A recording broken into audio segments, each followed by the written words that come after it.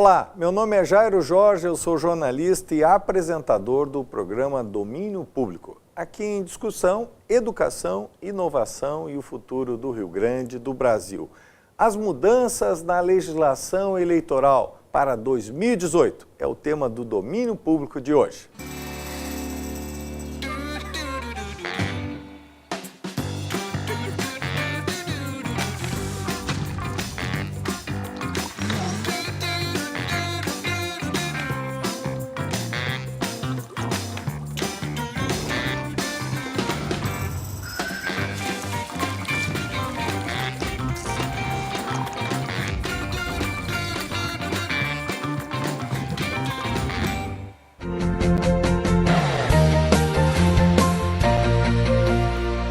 Uma pesquisa recente, 78% dos entrevistados disseram que os políticos não os representam.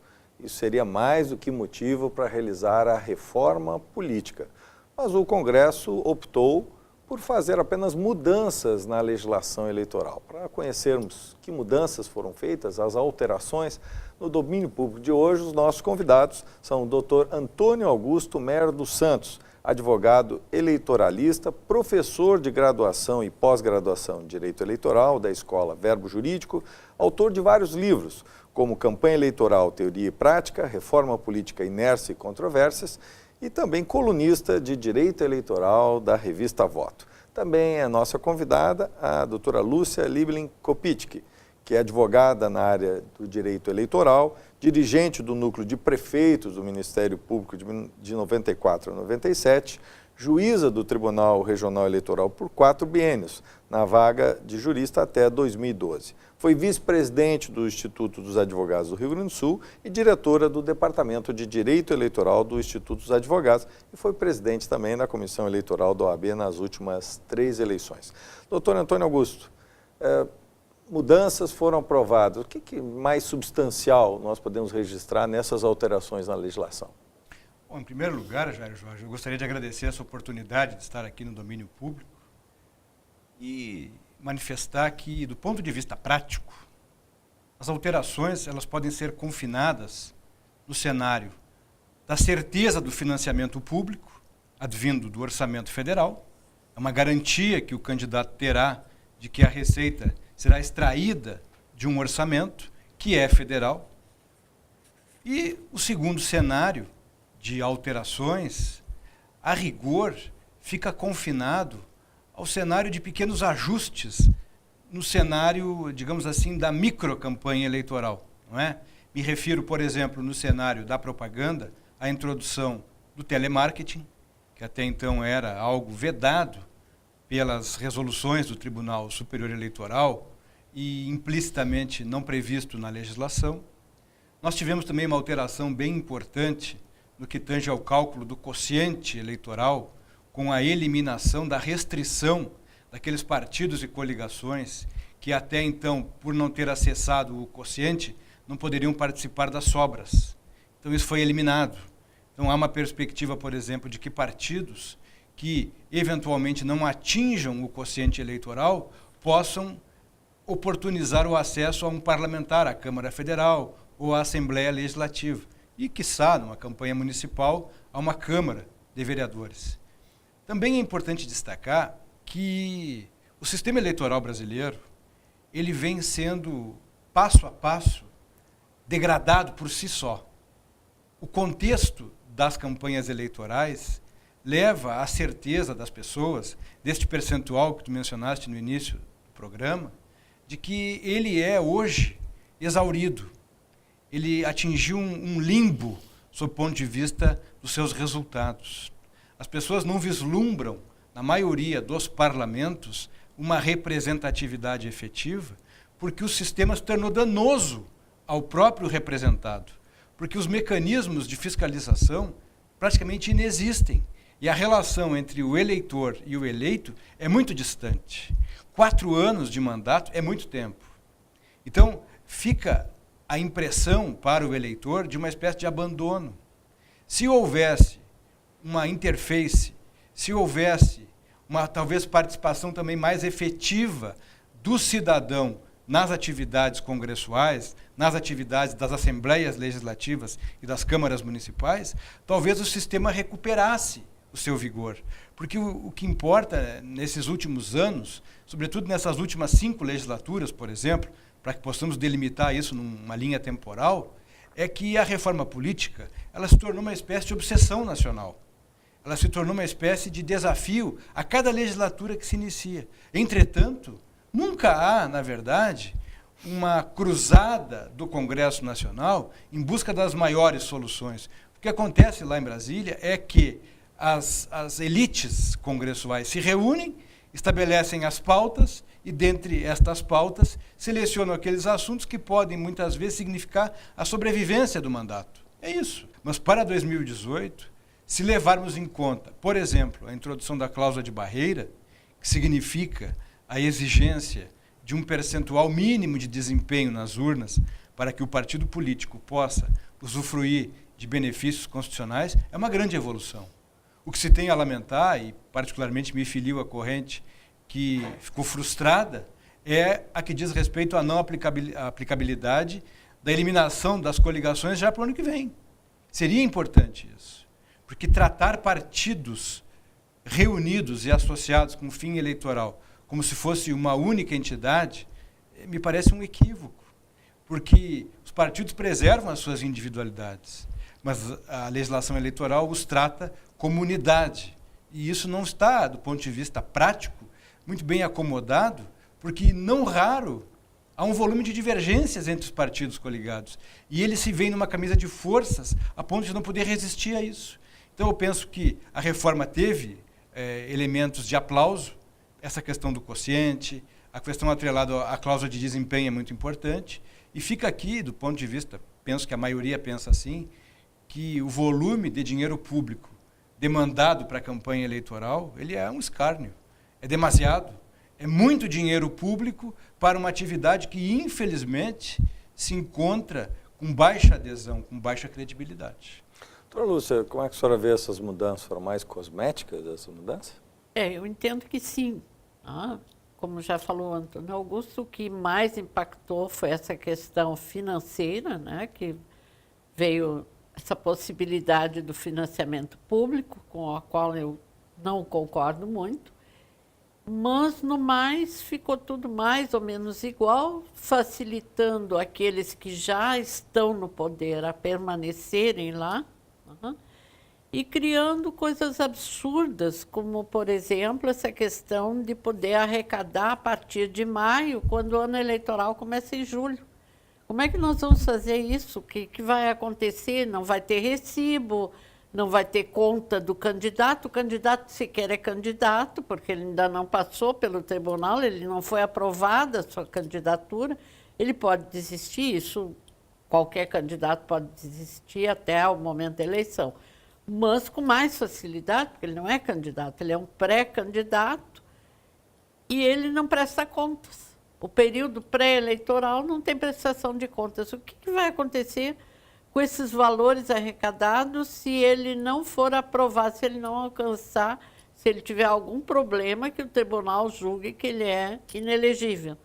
Ele vai devolver para cada uma das pessoas que contribuiu esse valor, ou ele vai ficar com esse valor e, enfim, o TSE vai ter que tomar uma atitude e regulamentar essa situação, né?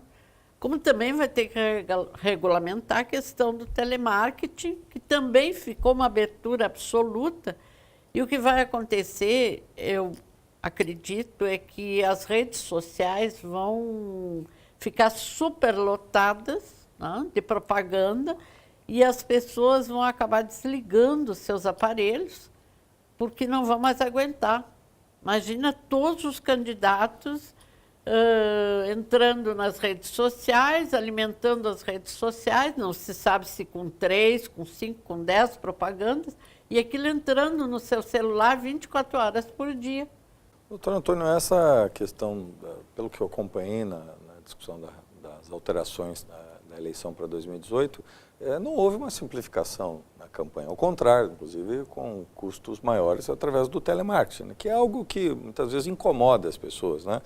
Mas essa simplificação não seria algo importante hoje para o país? Simplificar as eleições, torná-las mais baratas? Seria, sob o ponto de vista, inclusive, da valorização da democracia. Porque um cenário que raramente é debatido é o curto espaço de tempo que qualquer candidato detém para dizer a que vem. Porque 45 dias de campanha eleitoral para o exercício de um mandato que tem 4 anos, doutora Lúcia, isso é absoluta. Eu vejo isso como um deboche. Ninguém em 45 dias consegue convencer um conjunto denso de pessoas, porque há uma complexidade inerente. Candidaturas a cargos majoritários se defrontam com temas relacionados à legislação orçamentária, legislação fiscal, previdenciária, no cenário federal, trabalhista. Tudo isso precisa ser muito bem debatido, muito bem esmiuçado, para que o eleitor tenha acesso a uma informação clara e fique convencido. Em 45 dias, isso é insuficiente. Esse aspecto que a doutora Lúcia mencionou do telemarketing, isso foi uma alternativa, eu imagino, que o Congresso Nacional vislumbrou diante das demais restrições de propaganda. As propagandas de rua, por exemplo, como não existe mais outdoor, é vedada a pintura de muro, que eu não vejo nenhum problema na pintura de muro devidamente fiscalizada, com orçamento, com prestação de contas. Agora, o telemarketing, ele tende realmente a ser avassalador, tende, inclusive em alguns segmentos, a caracterizar até a figura do abuso do poder econômico. Que é de difícil medição, acompanhamento, fiscalização, né? Hoje existem mecanismos muito imediatos de contato, de conversa. A rede social hoje, ela é uma realidade que se encontra inserida nas campanhas eleitorais. Isso é inexorável. O cenário da propaganda, o cenário da mídia, hoje é rigorosamente distinto de 3 campanhas eleitorais atrás. Então, não há como comparar essa velocidade, sobretudo num cenário onde o eleitorado brasileiro se encontra muito reticente. E realmente, um bombardeio de telemarketing, eu tenho a impressão que não será positivo para quem o fizer, porque o eleitor tende realmente a se incomodar com isso, para ser aqui elegante, porque as pessoas não têm muita paciência com esse tipo de invasão. Isso é uma invasão, não é? O TSE, muito provavelmente, se debruçará em torno disso através de uma resolução e estabelecerá limites, inclusive de horários para isso. É muito próprio e bem provável que o tribunal, na resolução da propaganda, estabeleça critérios bem rígidos com relação a isso. E, em contrapartida, evidentemente que aquele que se sentir incomodado, além de poder usufruir de um dispositivo que a lei já prevê para não ser importunado, ele poderá fazer uma queixa ao órgão competente da Justiça Eleitoral. Então, isso tudo pode, inclusive, conflagrar esse cenário. Eu concordo, não é um mecanismo bem-vindo, tenho a impressão que ele se presta aos excessos e, fundamentalmente, se o TSE não estabelecer controles bem rigorosos quanto a isso, pode ser um caminho bem pavimentado para o abuso na propaganda. Doutora Lúcia, é possível o tribunal, por exemplo, trazer o tema da vedação das coligações para esta eleição ou, digamos, a decisão do Congresso ele sinaliza diferente? Eu entendo que o tribunal não estaria legislando se ele mudar essa data. Né? Porque já houve a manifestação do Congresso. Um estabelecimento que será só para 2020. Ele não poderá fazer. Mas existem essas discussões, né? Hoje, já se o STF pode ou não limitar, né, o direito de ir e vir de um senador, né? Entendem a grande maioria que não, mas outros entendem que sim. E, da mesma forma, o TSE muitas vezes se arvora de legislador e traça normas que não estão previstas na lei. Mas eu acredito que, quanto a isso, não vai, com relação às coligações, não vai haver isso. A senhora vê de forma positiva os mecanismos que foram introduzidos, de cláusula, de barreira, a questão hoje, sim, né? isso sim, eu acho que é importante, né? Até porque eu acho que se as pessoas se filiam a um determinado partido, é porque elas conhecem as diretrizes desse partido, a filosofia desse partido, e é isso que elas acham que devem apoiar. Então, depois, o partido vai fazer uma coligação com partidos exatamente de princípios opostos. E as pessoas ficam obrigadas a votar naquela coligação para seguir o seu partido, enquanto ali se sabe que depois serão eleitos candidatos que têm princípios completamente divergentes. Eu acho isso terrível. Muitas vezes o voto de uma pessoa vai para ajuda a eleger um outro, às vezes um parlamentar que tem uma opinião completamente contrária, né? E além disso, que não tem votos. Em detrimento de outros que fizeram uma boa votação, mas devido às coligações acabam ficando fora. É isso que torna o sistema da coligação desacreditado, porque o eleitor ele não entende um cenário de coligação como é que, por exemplo, um candidato integrante desta coligação, ele, do ponto de vista eleitoral, faz parte de um conglomerado. Mas o voto do eleitor não foi diretamente para ele, foi para um outro. O candidato A se elege, mas o voto da maioria do eleitorado foi para o B ou para o C dentro da coligação. Mas como a coligação resulta num quociente, impõe uma espécie de clausura. Isso é ruim. Então, se o eleitor ele passa a duvidar de um sistema que tem esse formato, evidentemente que o formato não serve, porque o formato ele tem que ser convincente para o eleitor. E como se encontra, não é convincente. Porque raramente, é muito raro, que aquele conjunto, aquele punhado de candidatos eleitos por uma coligação, no exercício do mandato, mantenha coerência, unidade com relação a um ponto de vista que seja isso que hoje se denomina como base de governo. Por quê? Porque cada candidato tem uma origem, tem, como a doutora Lúcia disse, a sua filiação partidária, que muitas vezes colide com a do outro, que, do ponto de vista eleitoral, adveio da coligação, mas na prática do parlamento não resulta na unidade. Então isso passa a ser um atraso. Aliás, o Brasil ele resiste à inovação. E essa da coligação já está para lá de superada a necessidade de bani-la do cenário. Para 2020, que é a eleição municipal, até o momento, a partir do que decidiu o Congresso, não será válido. Mas, como o Congresso Nacional não prima pela coerência, mas é importante levar em conta que ela foi eliminada. E eu me fixo muito na cláusula de barreira. Eu penso que ela é um avanço substancial, ela qualifica o cenário parlamentar e, fundamentalmente, ela racionaliza a organização de um governo. Porque é muito mais fácil um presidente, um prefeito, um governador organizar o seu plano de governo e a sua estrutura de governo com 7, 8 partidos do que 15, 16, 18. É muito mais racional.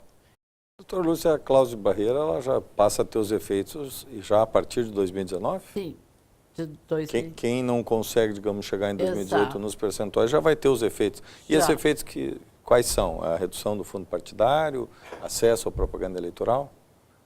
São vários os efeitos, né? Acho que o mais importante é que vai reduzir o acesso ao fundo, né? E também não só o fundo partidário, como o fundo eleitoral, e vai limitar muito essa questão também do acesso à televisão, ao rádio, né? Vai modificar completamente o quadro das eleições. E é uma pena que não venha desde agora, né? Que não se faça isso já para 2018. Mas as pessoas que estão hoje no Congresso parece que não querem deixar o lugar que ocupam. E eu acho que, antes de mais nada, de fazer a reforma eleitoral, nós temos que começar por incluir nas escolas o ensino, alguma cadeira, em termos de, não sei qual seria o nome, mas onde as crianças e os jovens aprendessem o que é o direito ao voto. Esse é o nosso grande problema no Brasil, é que as pessoas votam porque o fulano é o líder da banda, porque o fulano é o melhor jogador de futebol, sem se preocupar se essas pessoas têm uma capacidade de legislar, de administrar. Eu acho que a principal coisa nas eleições que teriam que os candidatos se conscientizar, e o povo também, antes de votar, de ouvir os candidatos. Mas até esse pequeno tempo de propaganda eleitoral, ou do período eleitoral, restringe essa possibilidade, porque as pessoas não têm que se preocupar se o candidato é bonito, se o candidato joga bem futebol, elas têm que se preocupar com o que o candidato propõe e qual o currículo do candidato. Como é que em 45 dias nós vamos trazer um candidato à presidência da República a todo esse imenso país e ele vai conseguir levar até os eleitores a sua proposta de governo, ou quem ele é, ou o que ele fez. Se ele já for uma pessoa muito conhecida, tudo bem. Se ele quiser se introduzir na área política, ele não consegue, porque ele não tem sequer tempo de levar o seu eleitor às suas propostas. Então, eu acho que aí reside o grande problema. Nós temos que mudar, ensinando os nossos jovens a votar, ensinando as crianças, desde pequenas, no colégio, o que é o direito ao voto. É a melhor coisa que nós temos na nossa Constituição, a melhor arma que nós temos é o voto. Nós podemos tirar aquelas pessoas que não estão agindo como nós gostaríamos, como a sociedade gostaria e precisa que elas ajam. E depois aumentar o período eleitoral para que os candidatos possam realmente levar suas propostas e dizer a que vieram e por que vieram e contar do seu passado, porque eu não posso chegar hoje e dizer, bom, eu vou me candidatar porque eu vou estudar, vou aprender a ser um bom administrador, então vou me candidatar a governador do estado. Então, eu tenho que provar que eu tenho capacidade de ser um governador.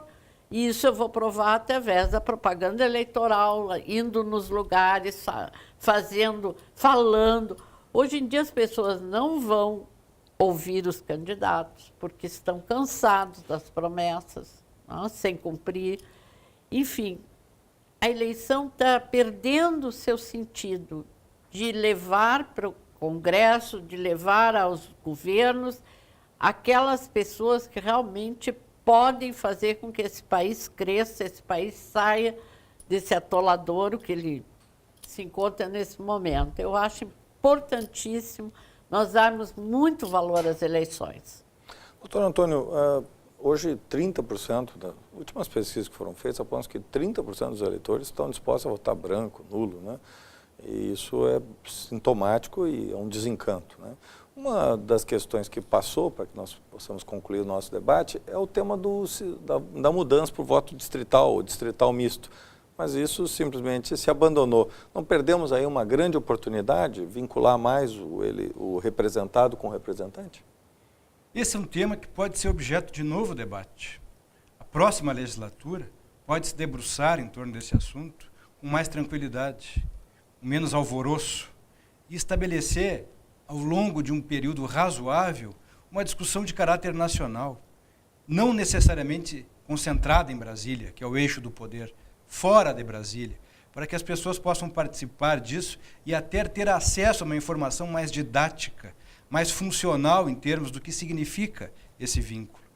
Tenho a impressão que esse tema ele merece um tratamento mais adequado, um tratamento menos interesseiro, porque, afinal de contas, ele foi suscitado neste 2017 por conta de um receio relativamente ao eventual bloqueio pela eleição do ano que vem. É um tema importante, é um tema que merece ser refletido, porque, do ponto de vista da eleição, cenário de campanha, disputa, é neurótico o cenário, é preciso admiti-lo. Ele se tornou neurótico, é uma correria onde as pessoas, no caso o eleitorado, é rifado. Então é importante estabelecer um debate em torno desse assunto, mas um debate realmente plural, amplo, que possa viabilizar o acesso às informações em torno do critério distrital. a sua importância no cenário vínculo entre eleito e eleitor. Mas temos esperança. Creio que sim, é um tema que imagino, Jairo Jorge, que possa ser pautado para a próxima legislatura com tranquilidade, sem afogadilho, sem a pressa do calendário eleitoral, mas de uma maneira assim importante como ela merece, com essas características. O senhor acha que o Congresso, doutora Lúcia, ou uma Assembleia exclusiva? Eu acho que uma Assembleia exclusiva. Este é o caminho. Sem dúvida nenhuma. Não podemos perder a esperança. O Juscelino Kubitschek dizia que política é esperança. Eu ouso dizer que não há esperança sem a política. Queria agradecer a participação dos nossos convidados, que são grandes personalidades que dominam o tempo de direito eleitoral, o doutor Antônio Augusto Meyer dos Santos e também a doutora Lúcia Liebling Kopitschek, que nos trouxeram aqui luzes sobre as mudanças, né, na legislação eleitoral para as eleições de 2018. Domínio Público fica por aqui. Deixa as suas contribuições nas redes sociais, suas ideias, sugestões de temas para o nosso programa. Nós voltamos na próxima semana. Até lá!